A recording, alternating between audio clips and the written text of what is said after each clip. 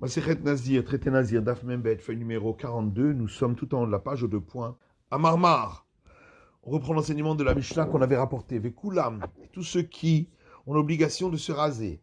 Chez Gilchou, chez Lobetar, s'ils se sont rasés, pas avec une lame. Ou chez Shiru, chez Harot, ou s'ils ont laissé 2 poils. Lo Asou et lo Kloum, c'est comme s'ils n'avaient rien fait. Amaravacha Bere de Ravika, Ravacha fils de Ravika dit Zotomeret. Nous voyons de là, puisque nous avons besoin d'un verset pour dire qu'ils doivent se raser entièrement, Rubo Kekulo Medoraita. Nous en déduisons que, ailleurs, le fait d'avoir fait la majorité, c'est considéré comme le tout de par la Torah. Mimai, d'où le voit-on, puisque la Torah a eu besoin de dire expressément pour l'abstème qui s'était rendu impur, où on trouve un verset dans les nombres qui dit Bayom Hasheveri égale lechenu. Le 7e jour, il la rasera, alors qu'on a déjà dit qu'il doit se raser la tête. Donc, ça veut dire qu'il doit se raser entièrement. Donc, c'est seulement ici qu'il faut qu'il se rase entièrement. Mais ailleurs, la majorité est considérée comme le tout.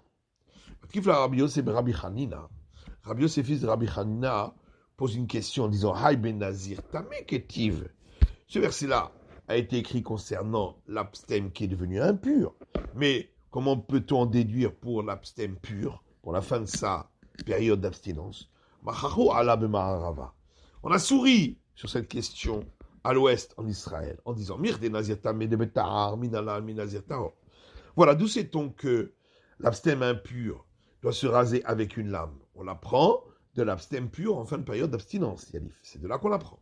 L'été nazir tahor, velaf minazir tamé. Alors dans le sens inverse aussi, on apprendra pour l'abstème pur à partir de l'abstème impur en disant ma tamé kishiyer shtese arod velo klum avad. De la même manière que l'abstème impur, s'il a laissé 2 poils qu'il n'a pas rasé, c'est comme s'il n'avait rien fait. Achanami kishiyer shtese arod velo klum avad. Ici aussi, pour l'abstème pur, s'il a laissé 2 poils qu'il n'a pas rasé, c'est comme s'il n'avait rien fait. Baye Abaye. Abaye pose une question. Nazir chez Gileach, un abstème qui s'est rasé, veut chercher ses harot, en laissant 2 poils. Tzamach Rocho, ensuite les cheveux ont à nouveau poussé sur sa tête, vechazar vigilchan, et alors il a rasé les 2 poils qu'il avait laissés. Mahou, qu'est-ce qu'il en est? Mime akve. Est-ce que les poils qui ont poussé entre-temps empêchent le rasage d'être valable? Olo ou pas? Baï Rava. Rava pose une question. Nazir chez Gileach, un abstème qui s'est rasé, venir acheter ses harot, il a laissé 2 poils. Vegilach ahat, ensuite il a rasé 1 poil. Venachra ahat, et l'autre est tombé. Maou, qu'est-ce qu'il en est? Amale Ravacha midifti le Ravina. Ravacha midifti demande à Ravina. Qu'il y a Se'ara, Kamiba, et les Rava. Est-ce que, dans le cas où il se rase en enlevant poil par poil, est-ce que Rava s'est posé la question dans ce cas-là? Bien sûr que non. On considère que c'est comme si c'était rasé le tout d'un coup, donc ici aussi. Si par la suite il a rasé 1 poil, qui est resté sur les 2, donc il a terminé le rasage. Et la Emma, donc en vérité, il faut dire que la question de Rava est la suivante. Un poil est tombé de lui-même et il a rasé le dernier. Mahou, qu'est-ce qu'il en est? Est-ce qu'on va considérer que c'est la fin du premier rasage et donc c'est valable ou pas? Puisqu'entre-temps, il y a un poil qui est tombé. Amalegilo Achenkan, c'est Arenkan. Il lui a répondu, il n'y a pas de rasage ici et il n'y a pas de poil.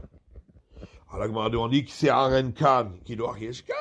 Au contraire, si on considère qu'il n'y a plus de poils, alors c'est un argument pour dire que le rasage est valable. Rikema. Voilà ce qu'il a voulu dire.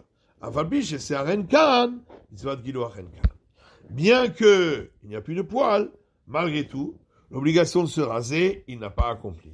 Matitin, Mishnah suivante.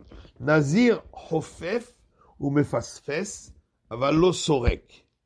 Un abstème a le droit de se laver les cheveux avec un produit et également de séparer les cheveux les uns des autres. Et on ne craint pas qu'en faisant cela, il risque de faire tomber des cheveux. Mais il n'a pas le droit de se peigner. On verra pourquoi. Gemara. On a dit qu'il a le droit de se laver les cheveux avec un produit et de séparer les cheveux. Mané, Rabbi Shimoni. Qui est l'auteur? C'est Rabbi Shimon. Qui dit que même si des cheveux tomberaient, puisqu'il n'avait pas cette intention, c'est permis. Avalo Sorek. Seulement la Mishnah continue en disant, mais il n'a pas le droit de se peigner. Atan Rabbanan. Alors ça va d'après les sages, qui disent que même s'il n'a pas l'intention, c'est quand même interdit. Et chez Rabbi Shimon, le Sefer Rabbanan, comment le début de la Mishnah peut suivre l'avis de Rabbi Shimon et la fin, l'avis des sages. Amar Rabba Kula Rabbi Shimoni. Rabba dit, non, en vérité, toute la Mishnah, c'est Rabbi Shimon. Seulement, encore la Soreg, la Asir Nimin Medul Dalot Mitkaven. Tout celui qui se peigne, il est content de faire tomber également des cheveux qui sont mal attachés. Et donc, c'est pourquoi il est interdit, même selon Rabbi Shimon. Matiti, Mishnah suivante. Rabbi Shmuel Omer, lui, Rabbi Shmuel, il dit, Lo yachu be'adama, il n'a pas le droit de se laver les cheveux avec une certaine terre, parce qu'elle fait tomber les cheveux. Gemara, on s'est posé une question. Est-ce qu'il faut expliquer dans la Mishnah, comme on a dit, parce qu'elle fait tomber les cheveux? On va dire qu'on interdit toutes sortes de terres à cause de la terre qui fait tomber les cheveux. Non, que c'est ça l'explication de la Mishnah. Le Ma'inav Kamina, qu'est-ce que ça change? Par exemple, dans le cas où il y a une terre qui ne fait pas tomber les cheveux. Si on dit parce que elle fait tomber les cheveux, Shapir, si on sait que c'est une terre qui ne fait pas tomber les cheveux, alors ce serait permis. Mais si on dit à cause de celle qui fait tomber les cheveux, à ce moment-là, aucune terre ne serait permise. Tekou, on est resté sur la question. Matitin, Mishnah, Nazir Shayachote Yain Kolayom, un abstem qui buvait du vin toute la journée. Enochayam Elachat, il ne recevra qu'une fois la flagellation, parce qu'il n'a reçu qu'un seul avertissement. Amoulo al tishte. Par contre, si on a répété l'avertissement en disant ne bois pas, Veuchoté, à chaque fois il boit, Hayam al kol achad ve'achad. Il recevra une flagellation pour chaque avertissement. Hayam egalé al kol hayom. Si il se rasait les cheveux pendant toute la journée. Et non Hayam el achad, il ne recevra qu'une fois la flagellation parce qu'il n'y a eu qu'un avertissement. Amoulo al tegaléach. Si on lui a dit ne te rase pas, vous m'égaléach, et il se rase, Hayam al kol achad ve'achad. Il recevra une flagellation pour chaque avertissement. Hayam etamé les metim. Si il se rendait impur par des morts toute la journée. Et non Hayam el achad. Il ne recevra qu'une fois la flagellation parce qu'il n'y a eu qu'un seul avertissement. Amroulo al tetame.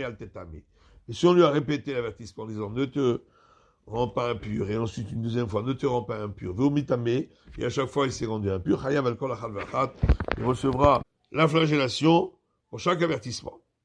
Gemara, Itma, il y a un enseignement qui dit Amaraba Amaravhuna, Rabba dit au nom de Ravuna, Mikra Male Diber Hakatuv. Le verset s'est exprimé expressément en disant, dans les nombres, concernant l'abstem, Loïtamma, il ne se rendra pas impur, que chez Omer. Alors, ce que le verset poursuit en disant, Loïavo, il n'entrera pas dans un endroit impur, la ziro à la touma, la ziro à la bia. C'est pour lui interdire l'impureté et lui interdire également d'entrer dans un endroit impur. Et donc, si c'est rendu impur en touchant, puis en entrant dans un endroit impur, il aura enfreint deux interdits. Aval touma ve touma, mais si par deux fois il touchera l'impureté, il n'aura pas enfreint deux interdits. Rav Yosef Amar, alors que Rav Yosef dit à Elohim, je peux jurer sur le Dieu Tout-Puissant. Amar Ravuna, que Ravuna a dit, Afilu touma ve touma, que même si par deux fois il a touché l'impureté, il aura enfreint deux fois l'interdit. Nama Ravuna, puisque Ravuna dit Nazir Shaya Omed Bemetakvarot, un abstem qui se trouvait dans un cimetière, donc il est devenu impur en constituant un toit sur les morts. Veoshitulo meto ou metacher, et on lui a tendu son mort ou un autre mort, venagabo il a touché, chayav, il est passible à nouveau de la flagellation. Et pourquoi Hamita Mevekaim? Voilà qu'il est déjà impur. Et la lâche parmina, donc ici on a bien une preuve. Amar Ravuna, que Ravuna a dit Afilu Tuma Vetuma.